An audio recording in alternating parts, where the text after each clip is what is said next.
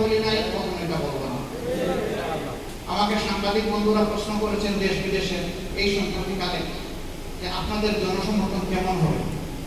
আমি বললাম এটা আল্লাহ ভালো জানেন, আর নির্বাচন আসলে বোঝা যাবে যে আমাদেরকে মানুষ ভালোবাসে কি ভালোবাসে। ভাই আমরা এখন এগুলো বলতে পারবো। কেউ আমাদেরকে 1% দিচ্ছেন, কেউ 10% দিচ্ছেন, কেউ 35% দিচ্ছেন, আমরা এগুলাতে নাই। আমরা সমস্ত পার্সেন্টেজ ডিস্ট্রিবিউশনের ভাগ সেই আল্লাহ তাআলার হাতে রেখেছি। যিনি সমস্ত সৃষ্টির মালিক, যিনি মুলুকিয়তের মালিক, তিনি যখন যাকে প্রয়োজন মনে করবেন তাকে উঠাবেন, যাকে প্রয়োজন মনে করবেন তাকে সরাবেন। আমাদের কারণে দ্বীন ইসলাম এবং মানবতা যেন লাঞ্ছিত না হয়, ক্ষতিগ্রস্ত না হয়, সেই দোয়া আপনারা সবাই করবেন। আমরা এই দেশে মুসলমানরা আছে, হিন্দুরা আছে, বৌদ্ধরা আছে, খ্রিস্টানরা আছে, এই 4 ধর্মের মানুষরা আছে, অল্প কিছু সংখ্যক নাস্তিকও আছে। এদের সংখ্যা বড় কম, কিন্তু এরা চিৎকার দিয়ে বড় জ্বালায় যায়। এ দেশ আমাদের সবার, ওদের হচ্ছে যারা জ্বালায় তাদের হচ্ছে। আমরা চাই এই দেশে সকল ধর্ম বর্ণের মানুষ মিলেমিশে সমান নাগরিক অধিকারের ভিত্তিতে একটা শান্তির দেশ আমরা গড়ে তুলি। এরকম একটা ইনসাফ ভিত্তিক শান্তির দেশ গড়ে তোলার জন্যই আমাদের এই সংগ্রাম। আর ইনসাফের মূল ঠিকানা হচ্ছে আল্লাহর দ্বীন। এই জন্য আল্লাহর এই দ্বীন শুধু মুসলমানের জন্য নয়, শুধু কিছু মুত্তাকির জন্য নয়। আল্লাহর দ্বীন কিন্তু সমস্ত মানবতার জন্য, মানবতাকে কল্যাণ দিকে এসেছে। আমি আপনাদের মাধ্যমে সারা দেশবাসীকে, বিশেষ করে কুষ্টিয়ার জনসাধারণকে আহ্বান জানাবো, আসুন আল্লাহর দেওয়া প্রিয় কোরআনকে আমরা বুঝি, আমরা অন্তরে ধারণ করি এবং বিবেক ঈমান অনুযায়ী আমরা পথ চলার সিদ্ধান্ত নেই। তাহলে আমাদের দুনিয়া হবে শান্তি, আখিরাত হবে মুক্তি। সাংবাদিক বন্ধুগণ, আপনাদের কলম আগে অবশ ছিল, মুখে একটা অদেখা তালা ঝুলানো ছিল।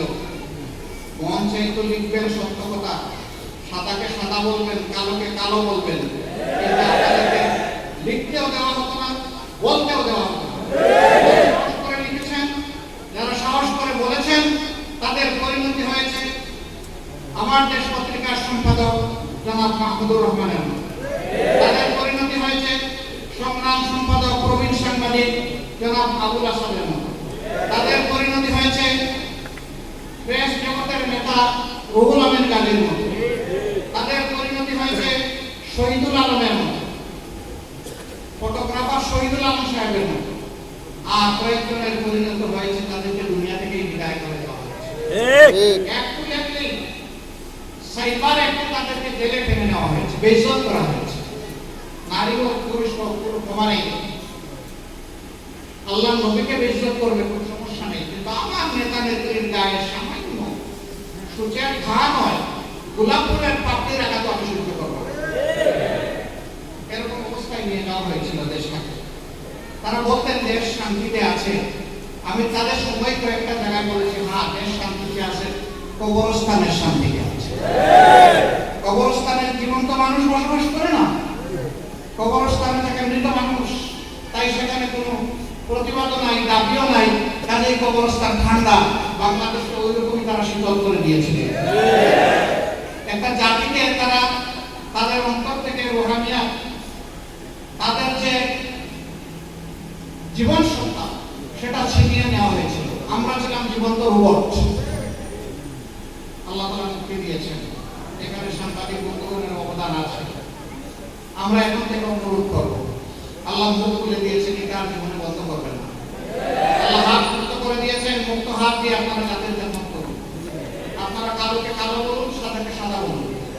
আমিও যদি কালো হই, আমাকেও ছাড়বেন না, ধরলেই জাতি আবার পথ হারিয়ে খাদে পড়ে যাবে।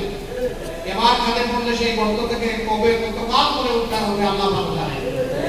এই জন্য মিডিয়া হচ্ছে ওয়াচডগ, তারা সবসময় তার অতন্ত্র প্রহরী, সেই প্রহরীর দায়িত্ব আল্লাহ তাআলা তাদেরকে পালন করার তৌফিক দান করুন। আমি শহীদ পরিবারের প্রতি আরেকবার কৃতজ্ঞতা জানাচ্ছি। সেই সাথে বর্তমান সরকারকে অনুরোধ করব, আপনারা আশা করি জনগণের আকাঙ্ক্ষাকে আপনারা অন্তরে ধারণ করে দেশ পরিচালনা করবেন।